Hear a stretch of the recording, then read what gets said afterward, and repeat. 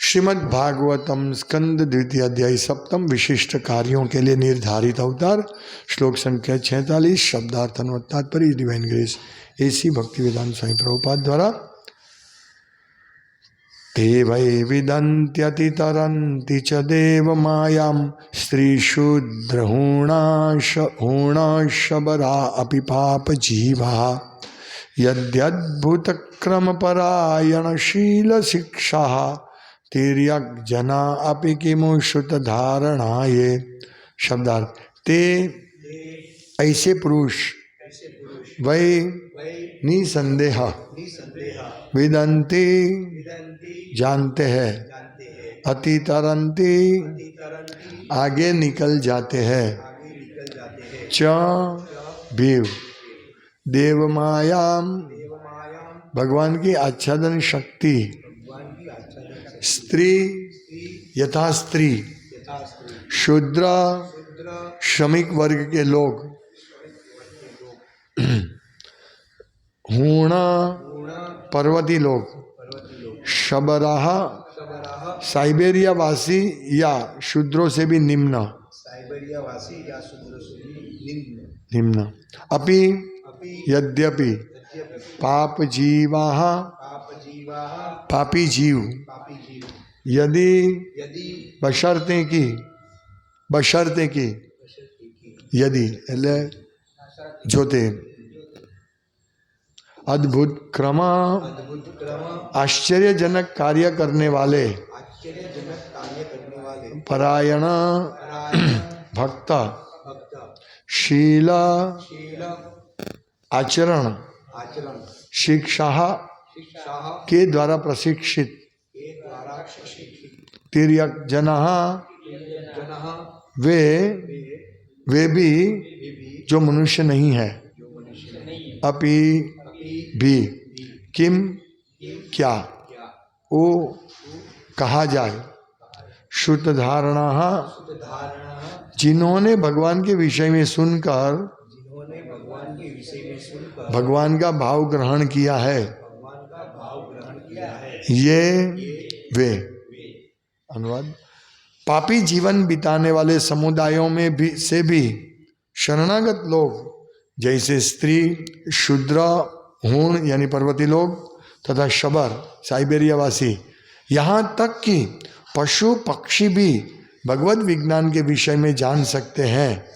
वे भगवान के शुद्ध भक्तों की शरण में जाकर तथा भक्ति पथ पर उनके पद चिन्हों का अनुसरण करके माया के चुंगल से छूट जाते हैं।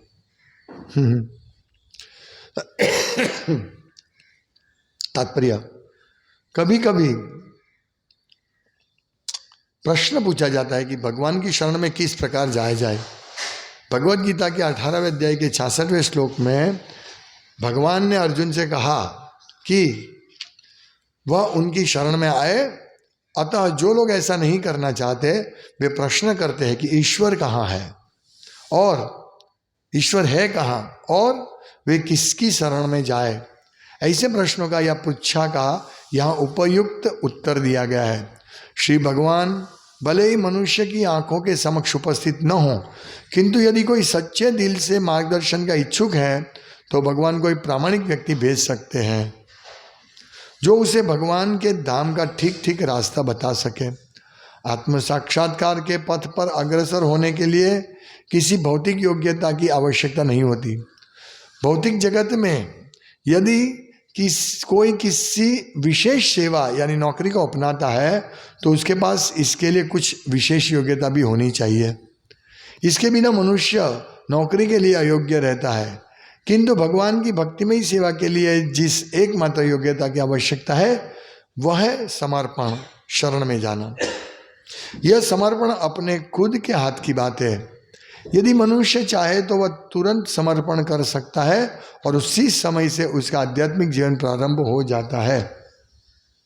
ईश्वर का प्रामाणिक प्रतिनिधि ईश्वर के ही समान श्रेष्ठ होता है, अथवा दूसरे शब्दों में ईश्वर का प्रेमी प्रतिनिधि अधिक दयालु और अधिक सरलता से प्राप्त होता है। परमात्मा भगवान के पास सीधे नहीं पहुंच सकता, किंतु ऐसा पापी मनुष्य भगवत भक्त के पास सरलता से पहुंच सकता है। पापात्मा भगवान के पास सीधे नहीं पहुंच सकता, किंतु ऐसा पापी मनुष्य भगवत भक्त के पास सरलता से पहुंच सकता है। यदि कोई ऐसे भगवत भक्त के मार्गदर्शन में चलना स्वीकार कर ले तो उसे भगवत विज्ञान प्राप्त हो सकता है और वह भी दिव्य शुद्ध भगवत भक्त बन सकता है और मुक्त होकर भगवान के धाम वापस लौट सकता है जहाँ नित्य सुख प्राप्त होता है। अतः इच्छुक व्यक्ति के लिए भगवान के विज्ञान का साक्षात्कार तथा संसार के अनावश्यक वृथा जीवन टिकाए रखने के संघर्ष से मुक्ति तनिक भी कठिन नहीं है। हाँ, उनके लिए यह अवश्य कठिन है जो शरणागत नहीं है, मात्र व्यर्थ के तर्कबाज है। ओम ज्ञान कृष्ण कृष्ण हरे हरे, हरे राम राम राम हरे हरे। ये श्लोक ब्रह्मा जी बोलकर हम सबके लिए बहुत बड़ा उत्साह प्रकट हो सकता है हम सब में। कितना सुंदर श्लोक ब्रह्मा जी कहते कि पापी जीवन, हाँ क्या, अपि पाप जीवा है, जो पापी जीवन में व्यस्त है, यदि पापी जीवन बिताने वाले समुदायों में से भी शरणागत लोग, हरे कृष्ण,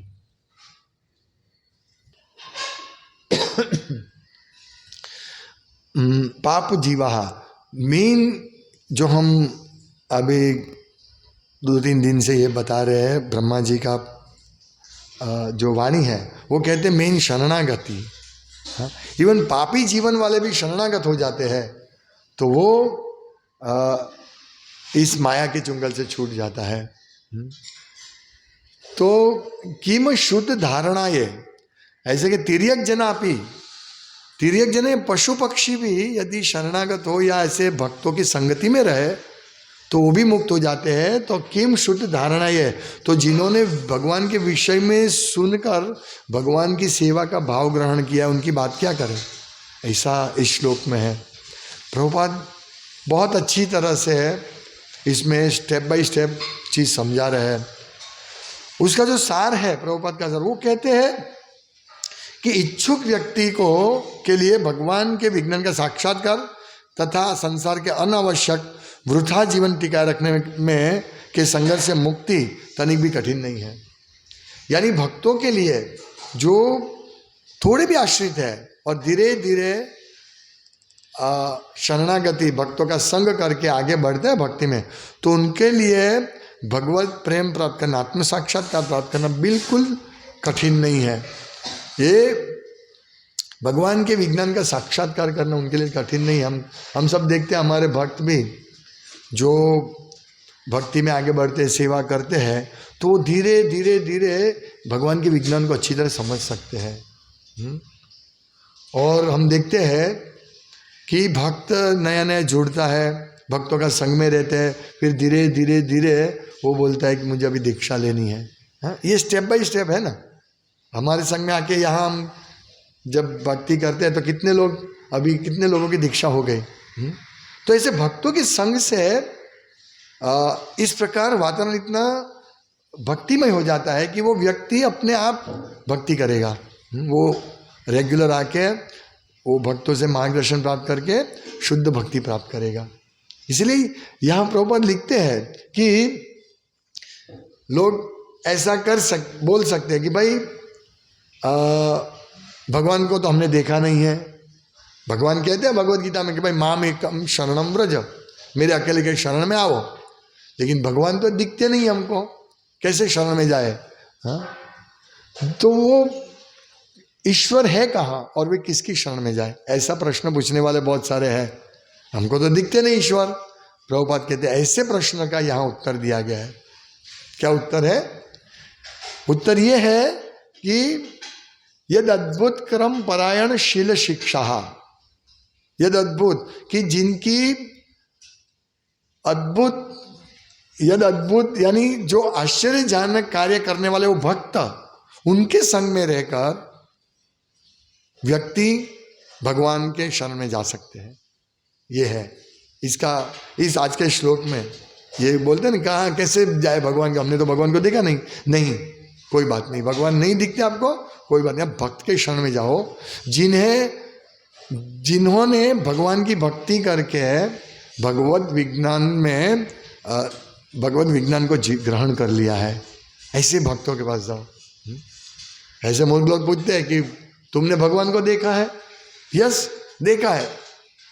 भगवत विज्ञान को समझकर भगवान का दर्शन, यहां लिखा है ना कि बड़े बड़े विज्ञानी भी जो इस पूरे ब्रह्मांड के एक एक कण को गिन सकता है, वो भी भगवान को नहीं दर्शन कर सकता। लेकिन जो व्यक्ति शरणागत है वो भगवान का दर्शन कर सकता है। और भगवान का दर्शन यानी तत्वज्ञान भी है, भगवान के तत्वज्ञान को समझना यानी भगवत विज्ञान को समझना, वो भी भगवत दर्शन है। उसमें और भगवान को साक्षात देखने में कोई अंतर नहीं है। हम इतने साल से इस्कॉन में हैं, हमने तो साक्षात, जैसे मैं आपको सबको देख रहा हूँ, आप सब मुझे देख रहे हैं, इस प्रकार तो हमने भगवान को दर्शन नहीं किया है। लेकिन फिर भी हमने भगवत विज्ञान का ज्ञान ग्रहण किया है, इसलिए हम समझ सकते हैं कि भगवान का दर्शन क्या है। यही भगवान का दर्शन है। और हम एक दिन इस भगवत विज्ञान ज्ञान में संपूर्ण मतलब आगे बढ़ेंगे तो हमारे सामने भगवान का साक्षात दर्शन भी हम कर सकते हैं। कल गुरु महाराज का एक प्रवचन था, मैं सुंदरदास का टाइटल देना था, तो उसमें गुरु महाराज कहते हैं कि भगवत दर्शन कठिन नहीं है। हाँ, भक्त लोग ऊपर देखते हैं भगवत धाम की ओर। जो भगवत धाम कहाँ रहता है? इस ब्रह्मांड के कवच से पर ऊपर क्या दिखता है? आकाश दिखता है, हमको भगवान नहीं दिखते। लेकिन भक्त जो है वो ऊपर देखते हैं भगवत धाम को, उनको दर्शन होता है। कैसे होता है? इस वो गुरु महाराज बहुत अच्छी तरह समझाते हैं कि व्यक्ति को भक्तिमय सेवा में लगे रहना है और शरणागत होना है भगवान के। और शरणागति का लक्षण है, गुरु महाराज कहते हैं, बहुत सरलता से समझाते हैं कि मंगल आरती करो, तुलसी पूजा करो, जप करो, क्लास सुनो और आचरण सही रखो, एकदम निष्कपट भाव से भक्तिमय सेवा करो। बस ये है भगवत दर्शन की विधि। और ये विधि यहाँ पे है, इसको शरणागति बोलते। कौन उठेगा सुबह? कौन इतने जल्दी उठ के आएगा? जिसको बॉम्बे जाना है वो उठेगा जल्दी। फ्लाइंग रानी पकड़ना है तो 4 बजे उठेगा, या कहीं और प्लेन पकड़ना है तो उठेगा, क्योंकि वो भौतिक चीज़ में शरणागत है। लेकिन सुबह जल्दी वो कौन उठेगा? हाँ भाई, इतनी ठंडी है, ठंडे पानी से स्नान करना, फिर भगवान की आरती करना। कल रात के थके हुए हैं, रात को 11-12 बजे सोते हैं, आज नहीं उठेंगे तो चलेगा? चलेगा नहीं। शरणागत जीव ऐसा नहीं बोलता है, बोलता नहीं, ये मेरा कर्तव्य, मेरे गुरु की आज्ञा है, इसीलिए मुझे हर रोज प्रतिदिन मुझे भगवान की सेवा करनी है। इसको भी बोलते हैं शरणागति। और ये ऐसे व्यक्ति को यहाँ लिखा है ना कि तिर्यक जना अपि किमु श्रुत धारणा, ये जिन्होंने भगवान के विषय में सुनकर भगवान का भाव ग्रहण किया, उसकी तो बात ही क्या करे। तिर्यक जना, ये पक्षी पक्षु भगवान का शरण ले सकते हैं और वे माया की चुंगल से छूट सकते हैं। देखिए यहाँ लिखा है, पापी जीवन बिताने वाले समुदाय जैसे स्त्री, शूद्र, हूण, शबर, यहाँ तक कि पशु पक्षी भी भगवत विज्ञान के विषय में जान सकते हैं। बोलो, पर मुख्य चीज क्या है? भगवान के भक्तों के संग करके। क्योंकि भगवान के भक्तों के अलावा कौन आपको बोलेगा भाई भगवत गीता पढ़ो, कौन बोलेगा भागवतम पढ़ो, कौन बोलेगा माला करो, कौन बोलेगा मंगल आरती आओ? हाँ, कौन करेगा? इसीलिए भगवान के भक्तों की शरणागति से हम लोग शुद्ध भक्त बन सकते हैं। प्रभुपाद लिखते हैं कि जो नए भक्त होते हैं, नए व्यक्ति आते हैं, जैसे हम लोग 20-25 साल पहले हम भी नए भक्त हैं, हमको कुछ मालूम नहीं था भगवत विज्ञान क्या, कृष्ण है क्या, साईं बाबा है क्या, गणेश है, कुछ मालूम नहीं था। लेकिन भक्तों का संग करके आज हम भी शुद्ध भक्ति के मार्गदर्शन पर चल रहे हैं, शुद्ध भक्ति के मार्ग पर चल रहे हैं और लोगों को भी शिक्षा दे रहे हैं। जो 20-25 साल पहले हमारे पास नहीं थी, वो अभी आज इतना फास्ट हम कर सकते। देखिए, और आप लोग भी, मतलब जो दीक्षित नहीं है, जो अभी जुड़ रहे हैं, जो सुन रहे हैं, जो दीक्षित नहीं है वो भी, और जो दीक्षित है वो भी और आगे बढ़ सकता है यदि इस प्रकार से भगवत विज्ञान को समझे। और ये भगवत विज्ञान है। भागवतम क्या है? भगवत विज्ञान अमलम पुराणम, शाश्वत। भागवतम का दूसरा श्लोक है ना कि सताम, दूसरा श्लोक ये नहीं पर सताम प्रसंगान मम वीर्य संविदो। सताम प्रसंगान मतलब भक्तों के संग में रहकर भगवान की कथा का श्रवण कीर्तन करना, इससे हमारा अपवर्ग निकल जाता है। जो हम बहुत मेहनत करते हैं शरीर को पालन पोषण के लिए, सब निकल जाएगा और हमारी भक्ति का क्रमशः विकास होगा। हाँ, वो भागवतम सुनने से हमारा सब काम करो लोभ में निकल जाएगा, भक्ति में ही सेवा करने से। तो ये प्रभुपाद कहते कठिन नहीं है। हाँ, कठिन नहीं है, बहुत सरल है। 2-3 बार बता रहे। प्रभुपाद कहते हैं कि यदि कोई पापात्मा भगवान के पास सीधे नहीं पहुंच सकता, कोई हालत में नहीं पहुंच सकता जो पाप करते हैं। इसलिए भगवान के ये शांत अंतर्गतम पापम जनानम पुण्य कर्माणाम ते द्वंद्व मोह निर्मुक्तम भजते माम दृढ़व्रता। जो पाप जिसका नाश हुआ है वही मेरे दृढ़व्रत से मेरा भजन कर सकते हैं। और प्रभुपाद कहते हैं कि यदि कोई मेरा दृढ़व्रत से भजन करता है तो उसका पाप चला जाता है। दोनों चीज़ें। तो यहाँ लिखा है पापात्मा भगवान के पास सीधे नहीं पहुँच सकता, किंतु ऐसा पापी मनुष्य भगवत भक्त के पास सरलता से पहुँच सकता है। भगवत भक्त के पास क्या सरलता से पहुँचेगा? वो भगवत भक्त उसके पास चला जाता है? ये है भगवत भक्त की दया, यानी पुस्तक वितरण की दया, कि वो पापात्मा को बुलाने के लिए खुद उसके पास चला जाता है। वो जानता है ये लोग घर से नहीं निकलेंगे, वो घर से निकलेंगे फैक्ट्री जाएंगे, जॉब पे जाएंगे, पैसा लेके आएंगे, इंद्रिय तृप्ति करेंगे, चलो मुझे उसके पास जाने दो। तो ये भगवान फैसिलिटी देते हैं। भगवान के शुद्ध भक्त प्रभुपाद ने फैसिलिटी दी है, distribute my books door to door. इसीलिए भक्त जाते हैं। तो कितना सरल ये कलयुग में ये इस्कॉन आंदोलन कितना अच्छा है कि लोगों के घर तक जाके उनको बोलते भाई तुम भक्ति करो। ये पापी आत्मा को घर जाके ये करते हैं। यहाँ तो लिखा है पापी मनुष्य भगवत भक्त के पास सरलता से पहुँच सकता है। यहाँ तो इतना सरल प्रभुपाद ने बना दिया। उन्होंने आदेश दिया जाओ मेरे पुस्तकों का वितरण करो।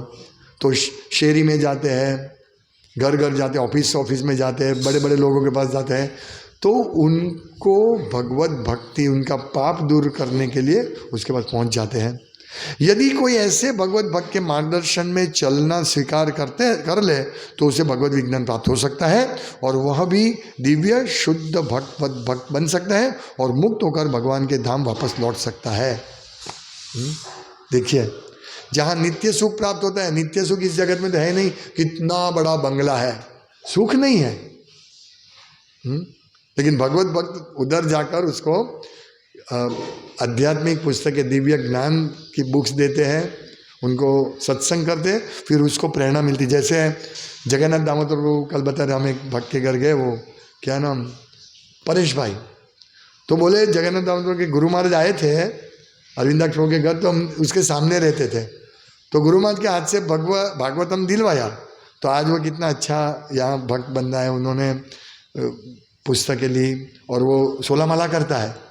तो ये प्रूफ है कि भगवत भक्त का जिसको संग होता है वो भक्त बन सकता है। तो ये बहुत अच्छा, अति उत्तम चीज़ है।